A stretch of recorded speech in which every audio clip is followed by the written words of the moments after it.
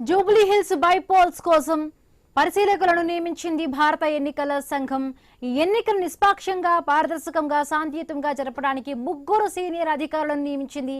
ఉప ఎన్నిక సాధారణ పరిశీలకులుగా ఐఏఎస్ అధికారి రంజిత్ కుమార్ సింగ్, పోలీసు పరిశీలకులుగా ఐపీఎస్ అధికారి ఓం ప్రకాష్ త్రిపాఠి, వ్యయ పరిశీలకులుగా ఐఆర్ఎస్ అధికారి సంజీవ్ కుమార్ లాల్ ను నియమించింది ఈసీ. ఎన్నిక పూర్తయ్యే వరకు ఈ 3 అధికారులు అందుబాటులో ఉండనున్నారు. మరిన్ని పూర్తి అప్డేట్స్ మా కరెస్పాండెంట్ స్వామి అందిస్తారు. స్వామి,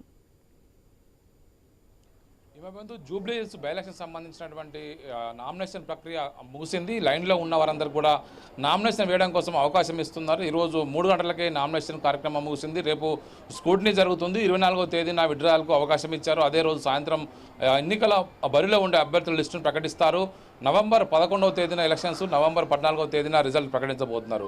మొత్తానికి తెలంగాణ వ్యాప్తంగా కూడా అత్యంత అహోరాహోరుగా కొనసాగుతున్నటువంటి జూబ్లీ హిల్స్ ఎన్నికల ప్రచార సరళికి సంబంధించి ఇప్పటికే ఆయా పార్టీల నుంచి ప్రధాన అభ్యర్థులకు సంబంధించి బీఆర్ఎస్ నుంచి దివంగత మాగంటి గోపీనాథ్ సతీమణి మాగంటి సునీత గోపీనాథ్ నామినేషన్లు వేశారు. ఆ తర్వాత కాంగ్రెస్ నుంచి నవీన్ కుమార్ యాదవ్ నామినేషన్ వేశారు. బీజేపీ నుంచి లంకల దీపక్ రెడ్డి నామినేషన్ వేశారు. మొత్తానికైతే ఈ 3 అభ్యర్థులే ప్రధానంగా బరిలో ఉండే అవకాశం ఉంది. 3 మధ్యన పోరు కొనసాగుతుంది. చాలామంది ఇప్పటివరకు మనకు అందుతున్న సమాచారం ప్రకారం దాదాపుగా ఈ రోజు ఒక్కరోజే 31 మంది 48 సెట్ల నామినేషన్లు అయితే దాఖలు చేశారు. ఈ గత 6 రోజుల నుంచి 94 మంది 127 నామినేషన్లు దాఖలు చేసినట్టుగా మనకి ఇప్పటివరకు అయితే ప్రాథమిక సమాచారం అందుతుంది. ఇంకా ఈరోజు లైన్లో ఉన్నటువంటి RRR బాధితులు కావచ్చు, నిరుద్యోగులు కావచ్చు, వారందరూ నామినేషన్లు వేసిన తర్వాత ఈ సంఖ్య మరింత పెరిగే అవకాశం కనబడుతుంది. ఒకవైపు 3 సార్లు హ్యాట్రిక్ ఎమ్మెల్యేగా జూబ్లీస్ నియోజకవర్గంలో విజయం సాధించినటువంటి మాగంటి గోపీనాథ్ అకాల మరణంతో వచ్చినటువంటి ఈ బై ఎలక్షన్ సంబంధించి పార్టీలన్నీ కూడా ఈ స్థానాన్ని జగించుకోవడం కోసం ప్రయత్నం చేస్తున్నాయి.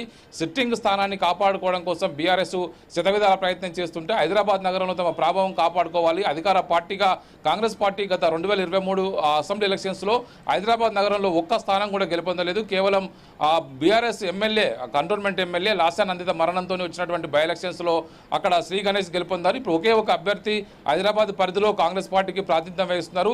ఈ స్థానంలో స్థానిక అభ్యర్థి అయినటువంటి నవీన్ కుమార్ యాదవ్ ని బరిలో దింపినటువంటి కాంగ్రెస్ పార్టీ జూబ్లీ హిల్స్ అంటే ఉప ఎన్నిక ప్రచారంలో భాగంగా ఇప్పటికే అంటే రెహమత్ నగర్ లో కూడా కాంగ్రెస్ నాయకులు ప్రచారంలో భాగంగా కూడా అంటే గల్లాలు పట్టుకుని ఒకరికొకరు బాహాబాయికి దిగినట్టుగా తెలుస్తుంది. దానికి సంబంధించిన అప్డేట్స్ ఏంటి?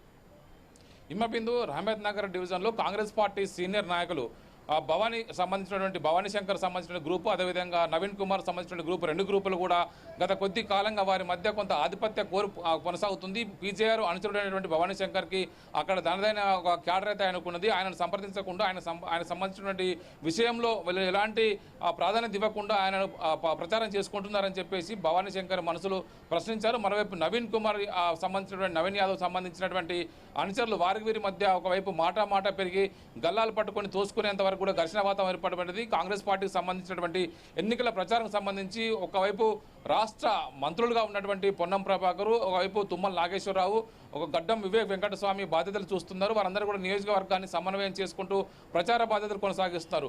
మరోవైపు బీఆర్ఎస్ పార్టీ ప్రతి 5 నుంచి 10,000 మంది ఓటర్లకు ఒక ఎమ్మెల్యే స్థాయి నాయకుడిని నియమించగల ప్రచారం కొనసాగిస్తుంది. ఇప్పటికే గ్రౌండ్లో బీఆర్ఎస్ పార్టీ ప్రచారం హోరాహోరా కొనసాగిస్తుంది. కాంగ్రెస్ పార్టీ ఈ 2.5 సంవత్సరాల కాలంలో చేసినటువంటి అభివృద్ధి సంక్షేమ కార్యక్రమాలు స్థానికంగా అభివృద్ధి చేస్తామని చెప్పినటువంటి ప్రచారంతో వాళ్ళు ముందుకు పోతున్నారు. ఈ నేపథ్యంలోనే కాంగ్రెస్ పార్టీ నేతల మధ్య ఉన్నటువంటి అంతర్గత అభిప్రాయ భేదాలు ఈ ప్రచారం సందర్భంగా బయటపడ్డాయి. Right, thank you Swami, thanks for the updates.